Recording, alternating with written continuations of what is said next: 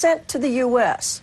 But when he told the FBI, headquarters was skeptical and ordered him released. I told him before the 9/11, about more than a year, we hijacking in America Airlines.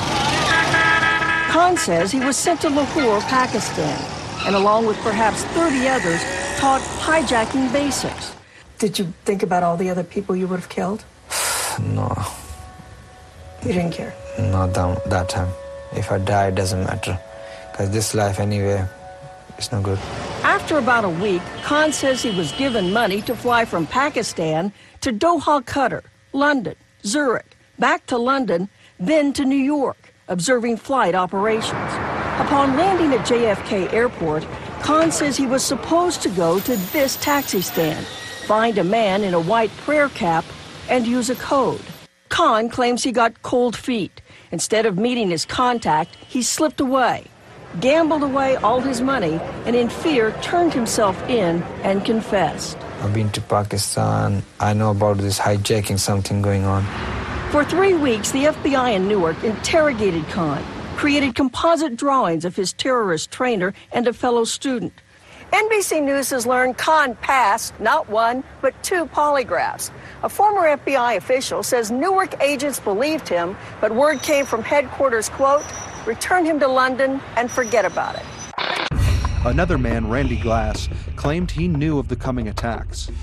Glass was an undercover operative trusted by the U.S. working for the FBI as an informant. Dateline obtained dozens of tapes of a government informant talking with people about arming terrorists, including this New Jersey man named Dia Moishan. I'll take you to the border between Afghanistan and Pakistan. The talk is deadly serious. I'll kill him. I'll kill you. And there's no attempt to conceal who might ultimately receive the weapons. He is very connected to the Taliban. You know who supplies him with money? Who? Yeah. Bin Laden. The conversations were recorded by Randy Glass, a con man in trouble with the law who offered to go undercover and pose as a weapons dealer.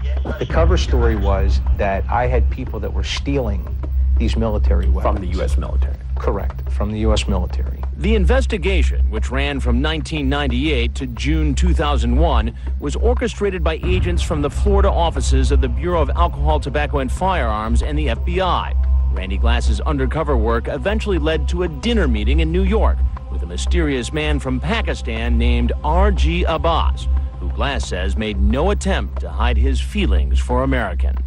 And he told me that Americans were the enemy, and he looked around the restaurant and he said, we would have no problem with blowing up this entire restaurant. We would have no problem blowing up this entire restaurant? Because it's full of Americans. And Glass says Abbas's people wanted to buy all sorts of weapons, even components for a nuclear weapon. They inquired if it was available. And you said? Yes. And they responded? They were interested. Today, in a phone conversation with Dateline, Abbas denied trying to buy weapons. But Dick Stoltz, one of the federal agents who worked on the case, said the people he was dealing with meant business. You had to realize that the people being talked about as customers for these weapons were the most wanted terrorists in the world. That's correct. Bin Laden? Correct. Did you think they were serious? Oh, absolutely. Glass recorded his meetings, and on July 22, 1999, he wiretapped a meeting at the Tribeca Grill with an arms buyer, Raja Ghulam Abbas. During the course of the conversation, I asked him exactly what his intentions were. After dinner, as we walked outside, he pointed in the direction of the World Trade Center and said, "Those towers are coming down." Randy Glass became so concerned about what he was learning during his work as an informant that he wrote a letter to Senator Bob Graham. Francis X. Taylor told Randy Glass, "We know all about planes being flown into the World Trade Center." Randy Glass hadn't mentioned planes. He had mentioned a threat that he knew about from these Pakistani spies who were trying to buy arms on the international market. So Randy Glass really starts freaking out. He starts faxing Senator Bob Graham and other people this information. And you can see this in my book. Here, let me grab a copy here. This is something I put in the book on the inside back cover in orange is a facsimile of the actual facts that Randy Glass was trying to fax at that time. And it's a pretty amazing document. You know, he said something like, I know I'm way in over my head here, but this thread that I know about, the thing that the State Department said about planes being used, you know, even the agents I'm working with are really concerned, and please have somebody call me. On file and dated July 16, 2001, 2 months before 9/11, Glass writes to Graham, "Please tell me what is going on. I've told you repeatedly about my terrorist case, the sophisticated weapon system, nuclear components, the targets of blowing up the World Trade Center, and who knows what else. These people hate Americans. This information I've gotten from the State Department about the airplanes being used." I had been threatened by FBI agent Steve Brodowski that if I mentioned any of that, I would be charged with obstruction of justice. Abbas turned out to be a Pakistani ISI agent. Yet again, another intelligence asset connected to Al-Qaeda.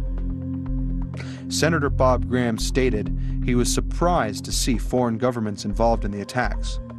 But also I was surprised at the evidence that there were foreign governments involved in facilitating the activities of at least some of the terrorists in the United States. I am stunned that we have not done a better job of pursuing that to determine if other terrorists received similar support, and even more important, if the infrastructure of a foreign government assisting terrorists still exists for the current generation of terrorists who are here planning the next plots. To me, that is an extremely significant issue, and most of that information is classified, I think overly classified. I believe the American people should know the extent of the challenge that we face in terms of foreign government involvement, and that would motivate the government to take action. Are you suggesting that you are convinced that there was a state sponsor behind 9/11? I think there is very compelling evidence that at least some of the terrorists were assisted, not just in financing, although that was part of it, by a sovereign foreign government, and that we have been derelict in our duty to track that down, make the further case, or find evidence that would indicate that that is not true, and we can look for other reasons why the terrorists were able to function so effectively in the United States. And do you think that will ever become public? Which countries are talking about? It'll become public at some point when it's turned over to the archives, but that's 20 or 30 years from now. We need to have this information now because it's relevant to the threat that the people of the United States are facing today. But the 9/11 Commission maintained that no foreign governments were involved in the attacks. What is the Pakistani connection, and why doesn't the public know more about it? Why does Bob Graham act so surprised when he was warned by both Dr. David Graham and Randy Glass about Pakistan's operational involvement in 9/11? Now remember, Porter Goss was also warned by Dr. David Graham. Is it just a coincidence that these were the only two men that were warned and also happened to be conveniently sitting aboard the congressional inquiry that investigated 9/11 that gave the public the official story? They sat in command of the congressional inquiry with Nancy Pelosi. It took us 9 months to do all of our work, have our hearings, interview our witnesses, write the report, and it took 6 months for the administration to agree to some level of declassification. The report is overclassified. That is a disservice to the American people. There are just pages of blank here that the committee's left out.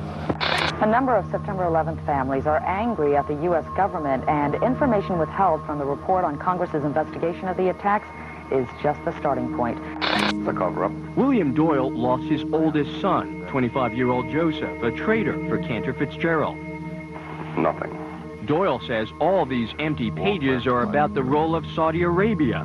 The White House, which took 7 months to screen the document for sensitive material, deleted the information, he says, because the government wants to keep Saudi Arabia's support for the terrorists secret. There's so many oil dealings and what have you, and I honestly believe that they do not want that to come out in the wash. After reading the report, Doyle says that the INS is to blame too. that the hijackers never should have been allowed to stay in the country. He tempers his anger